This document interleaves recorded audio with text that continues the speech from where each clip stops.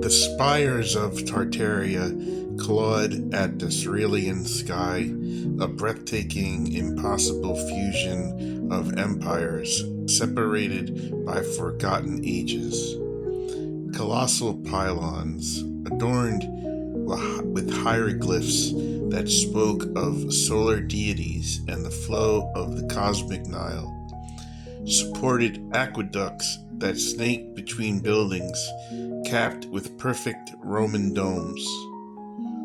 Marble forums vast enough to swallow legions were paved with intricate mosaics depicting both senatorial processions and the judgment of the dead by jackal-headed gods.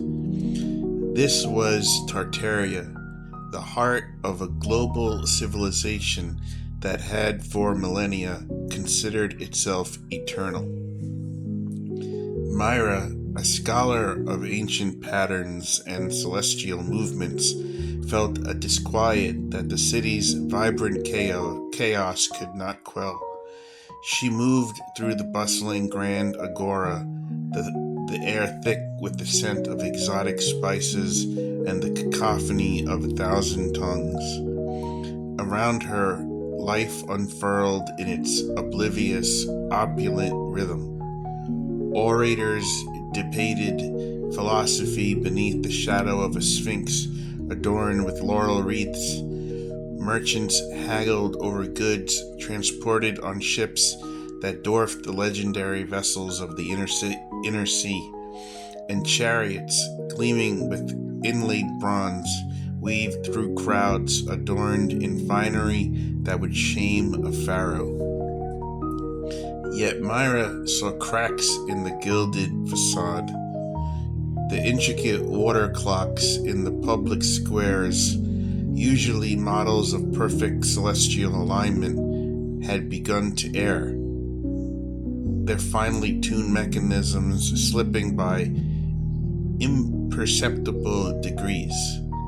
The revered oracle of the azure peaks, usually a fount of cryptic but ultimately reassuring pronouncements, had fallen silent, her acolytes wearing a mask of forced calm. Most unsettling were the whispers carried on the wind, tales from the far-flung corners of the empire, of unprecedented storms at sea, of rivers swelling to impossible heights, and of the ground itself groaning beneath the weight of an unseen pressure. Mira spent her days in the great library of Alexandria Tartaria, a structure that seamlessly blended the grandeur of Roman public buildings with the immense papyrus-filled halls of Egyptian knowledge. She pored over ancient texts, scrolls that predated the current age by countless cycles, seeking a pattern, a warning, anything that might explain the growing unease that gripped her soul.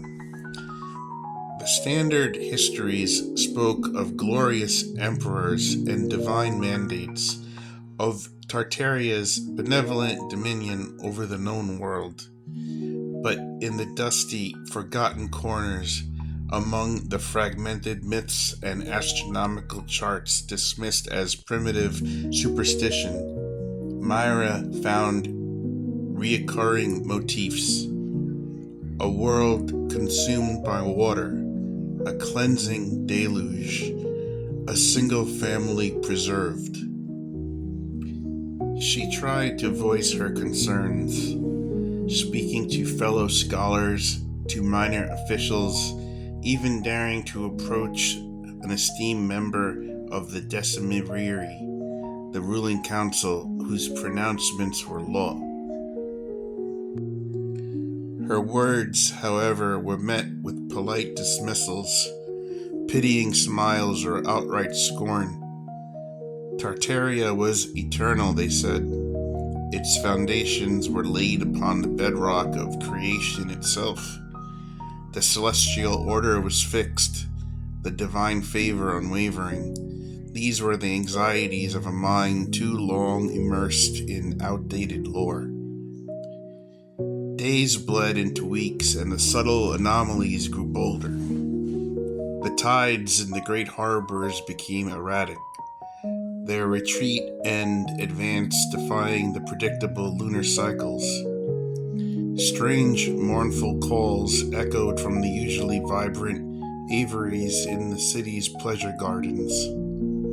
A constant low hum seemed to permeate the very stones of Tartaria, a vibration that set one's teeth on edge. Mira, ostracized by her peers and ignored by the authorities, felt a growing desperation. The signs, to her, were as clear as the noonday sun. The world was preparing to unmake itself. The myths weren't just stories, they were echoes of a forgotten truth. Driven by the instinct she couldn't explain, Mira began to search for the individual mentioned in the fragmented texts, the righteous soul chosen to weather the coming storm. The name, though corrupted by millennia of retelling, held a resonance that transcended language. Noah. Her search led her away from the city's gilded center, through the sprawling artisanal quarters where the empire's countless crafts were practiced. She sought out the woodworkers, the shipwrights, those who still worked with the raw, untamed materials of the world. Most were consumed by the demands of Tartaria's insatiable appetite for luxury and grandeur. But then, in a quiet, often overlooked corner of the shipyards, a place where the scent of freshly cut gopher wood hung heavy in the air, she found him. He was an old man, his hands calloused and strong, his face lined with a quiet wisdom that set him apart from the hurried, ambitious faces around him. He worked not on the sleek, ornate vessels of Tartaria's navy or the pleasure barges of its elite, but on something else entirely. It was large, impossibly large, a vast rectangular structure of wood unlike any ship Mira had ever seen. Its design was simple yet robust, focused on strength and capacity rather than speed or aesthetics. As Mira approached, the old man paused in his work, his eyes the color of a stormy sea meeting hers. There was no surprise in his gaze, only a deep, abiding understanding. "You see it too, then," the old man said, his voice a low rumble like distant thunder. Mira could only nod, tears welling in her eyes. "They do not believe," he continued, gesturing back towards the glittering spires of Tartaria.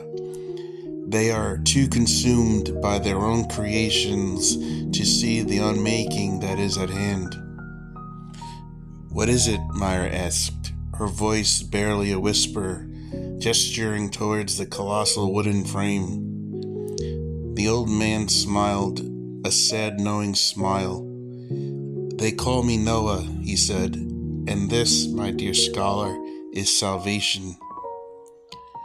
The sounds of the bustling shipyard, the distant murmur of the city, seemed to fade into insignificance. All that remained was the rhythmic thud of Noah's hammer against wood, the first resolute beats in a race against the rising, unseen tide. The age of Tartaria, in its dazzling, oblivious glory, was drawing to a close, and the age of the Obsidian Tide was about to begin.